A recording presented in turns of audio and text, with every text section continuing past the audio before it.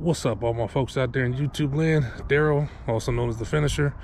I'm back. This time it's a love story. I'm telling you, my miter saw and the miter saw stand, it's a match made in heaven. So I'm gonna show you how it all works together. And yes, it's very cold where I am, so that's why I'm looking like Obi-Wan Kenobi. All right, so let's take a look at this stuff. Now, as we all know, every love story begins with a tragedy. This is the OG. My rigid 10-inch saw. I mean, had about 8 years. I had this one. I mean, you know, it still works. I still use it. It's you know, you can't really lock in the detents unless it's in like 45 or something like that. But otherwise, you can't really lock it in.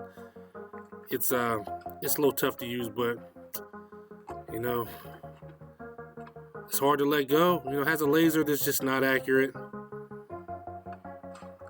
Like I said, it's seen its days, seen better days, but you know, I still use it every once in a while.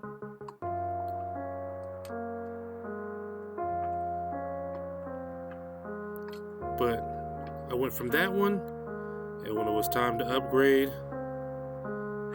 I had to go over to it was a Hitachi. I think Metabo just took over that brand name now, or Metabo. I don't know which one it is. It's ridiculous. But now this is still a great saw now. It's 12-inch. I love it for crown, and it's sitting on the rigid miter saw stand, which I thought was great. It was great. It had some good points and bad points, but I mean, everything about it is pretty good. The crown stops are trash, but other than that, it's pretty decent. And then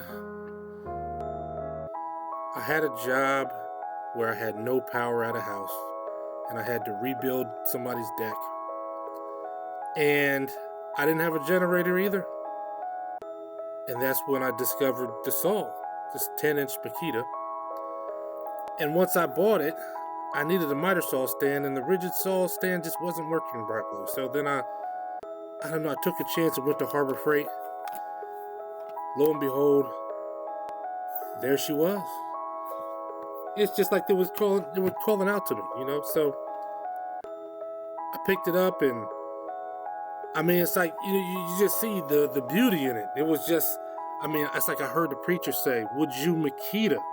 36-volt LXT brushless lithium ion, 10-inch cordless dual bevel sliding compound miter saw with laser kit. Take Hercules 550-pound universal aluminum mobile folding miter saw stands hand in marriage." And they both said, "Of course we would." Oh man, it was beautiful. At least that's how I saw it. You know what I mean? But anyway, get into some information about this saw.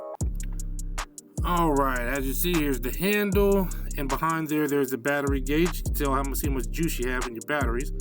There goes the 2 batteries. Suggested, of course, is 5 amp-hour batteries. You know, that's the little lock for the saw to open and close, essentially. There's another lock on the other side. In the back, that's for the sliding function. And you can cut, definitely, of course, you can cut 12-inch boards on this thing. You can also cut 4x4s. It's a 10-inch saw, but you can cut 4x4s with it. The fence extension. This is probably the one thing I really don't like about this saw, because the fence extension is screwed down instead of just folding out like virtually every other miter saw. It comes off and you have to screw it back down. It's kind of egregious, I'll be honest. But I mean, I love you, Makita, but I don't know what y'all were thinking. All right, but as far as the miters, slides very well. You know, it has a lot of detent set, and one thing I really like is it turns all the way to 60 degrees. So, you know, that's That's some nice cuts if you need it. You don't need any kind of special addition to your saw to cut those odd angles like that. Let me see.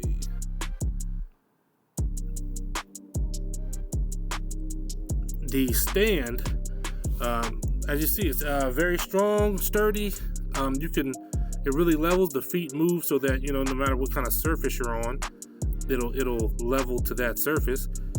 That right there is what tightens up the bevel angle, so you can, or loosens it up. You can go both ways. Of course, dual bevel. You know, I do have a couple different angles where you can maybe see it a little better, but that's what unlocks the bevel angle, and that tightens it in. So that, or whatever you set it at, you tighten that up,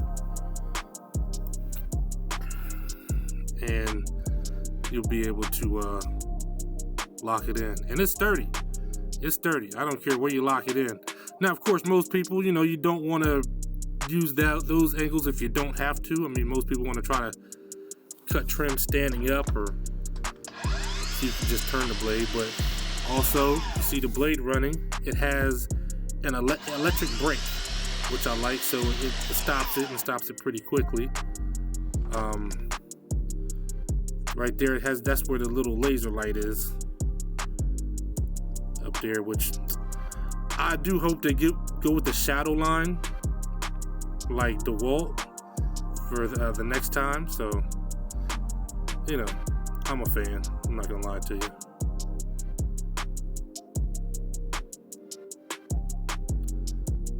So, and now we're gonna just see how this thing functions to put it up. Like I said, got everything stretched out, finished for the day. Time to pack up. Did all my crown, my baseboards. Now it's time for the big boy to finish his day off. All right. Like that.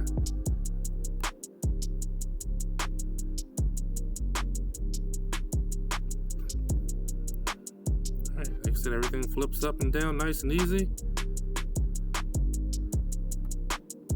And that's it, man. It's time to make our escape. Bam. Right on to the trailer.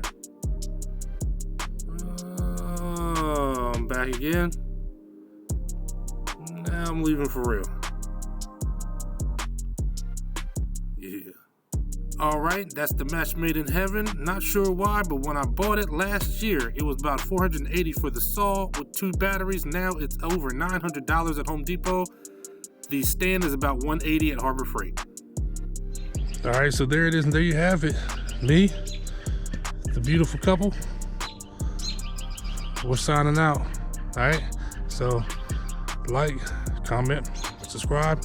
If you want any other details about any other thing, any other saws or whatever, leave a comment. And hey, I'm out. Y'all stay blessed.